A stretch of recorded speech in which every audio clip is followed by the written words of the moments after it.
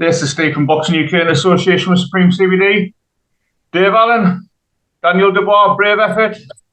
Usyk's just I really enjoyed it. I thought Dubois did well. Going into the fight, I thought Dubois would do well. Usyk's been out of the ring for over 12 months. And Usyk is brilliant as he is, at 36 with over 12 months inactivity, when you're not a natural heavyweight. These fights are going to be hard. Dubois is a very good, solid fighter. So the brilliance of Usyk, we have to enjoy him while he's here, because when you got a natural 14-stone man, which is what he is, because he's not a big man. I shared a ring with him. He's not a big man. For him to be fighting these heavyweights like Joshua, like Dubois, what he's doing is incredible, really. So we have to enjoy him while he's here. I don't think he'll be here too much longer.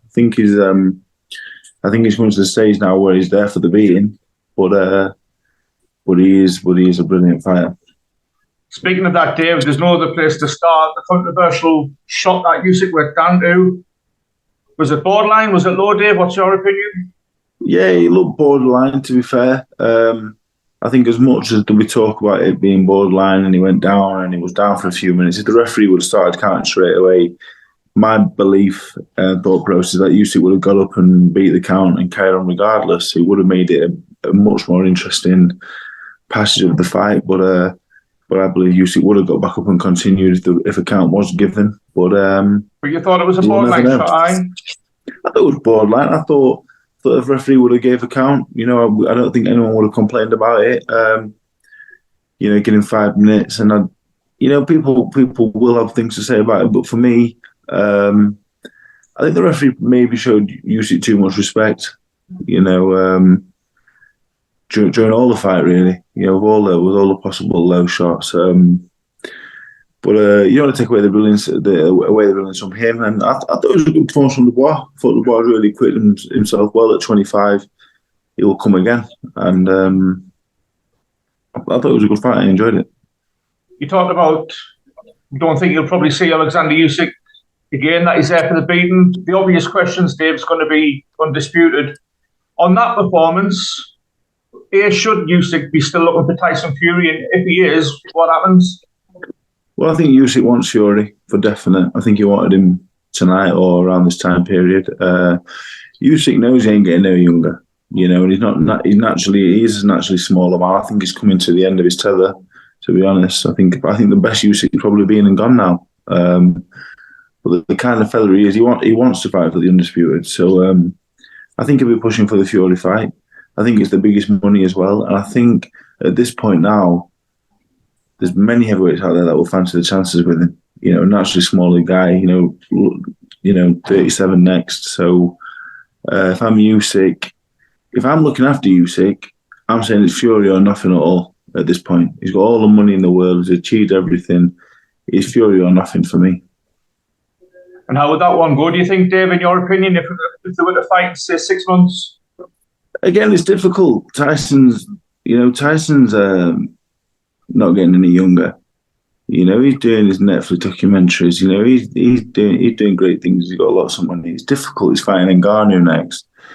If he doesn't put away Ngannou in a couple of rounds, we're going to say he's not the force of old. So you're only as good as your last fight. So that's the problem with boxing. You're only ever as good as the last one. So people are looking at Usyk now like he's beat. Well, I'm saying the same. I think he's there for the beating. Obviously not by myself, but he's there for the beating for definite. Loads of young heavyweights and loads of big heavyweights are going to fancy the job. So with Tyson, I guess we'll come back to this conversation after the Ngannou fight.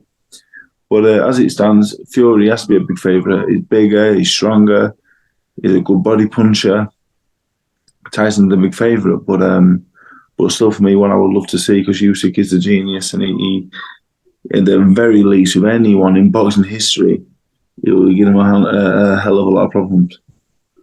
Did we see enough from Daniel Dubois to suggest he's a potential future world champion? Because he's still only young.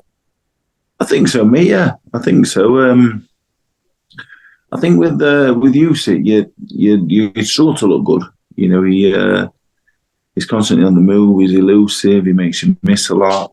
He makes you question what you're doing in there. Sometimes I ask a lot around him, and you're always you're doubting yourself, and he's a hard man to beat. I don't think Daniel's got the style to beat him.